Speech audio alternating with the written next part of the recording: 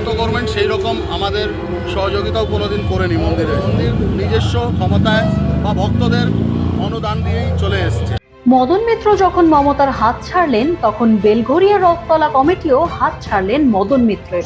দীর্ঘদিন ধরেই কামারহাটি বিধায়ক হিসেবে বেলঘরিয়ার এই ঐতিহ্যবাহী রথযাত্রার অন্যতম উদ্যোক্তা ছিলেন মদন মিত্র।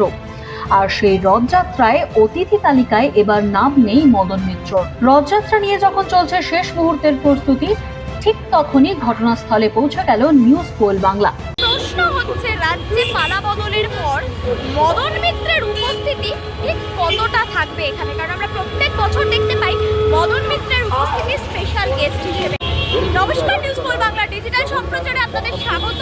আমি এই মুহূর্তে দাঁড়িয়ে রয়েছি ডানলপের রথতলার সামনে, যেখানে প্রত্যেক বছর রথ বেরোয় এবং ভক্তদের ভিড় কিন্তু উপচে পড়ে।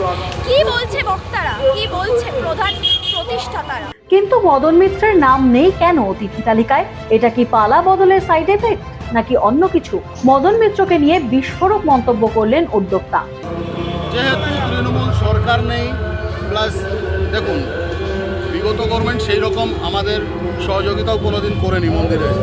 মন্দির নিজস্ব ক্ষমতায় বা ভক্তদের অনুদান দিয়েই চলে এসছে। কিন্তু উনি তো প্রত্যেকবার বলতেন যে উনি কিছু না কিছু একটা অনুদান দিয়েছেন, প্রত্যেকবার তো এই স্টেজ থেকেই বলতেন। দেখুন, সেটা তো ওনার ব্যাপার আছে। তার মানে আপনার কথা অনুযায়ী উনি দিতেন না কিছু? আমরা এটাই বলছি যে আমরা সরকার থেকে হোক বা যারাই তখন নেতা ছিল তাদের থেকে, কারোর থেকে আমরা 10 পয়সাও কোনো রকম সহযোগিতা পাইনি। আমরা ভক্তদের সহযোগিতায় মন্দির বা রথ চালিয়ে যাচ্ছি। রাত পোহালেই বেলঘরিয়া রথতলায় রথ থাকবে, দেবও থাকবেন। তবে থাকবেন কি মদন মিত্র?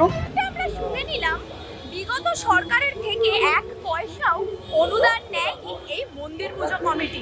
কি সরকারে পালাবদল হওয়ার পরে এবারে কোনো তৃণমূল নেতারই গেস্ট লিস্টে কিন্তু নাম নেই। জেপি সরকার আসাতে তারা অনেক খুশি হয়েছে এবং 1 পয়সাও যে অনুদান নেয়নি সে কথার পাশাপাশিও কিন্তু বলেছে বিগত সরকার কোনোদিনও কোনো সাহায্যের হাত বাড়িয়ে দেয়নি, কিন্তু এখন যারা শাসক তারা কিন্তু হাত বাড়িয়ে দিয়েছে সাহায্যের 12 বার। ডানলপ থেকে শ্রাবণী রায় বন্দ্যোপাধ্যায়, নিউজ পোল বাংলা।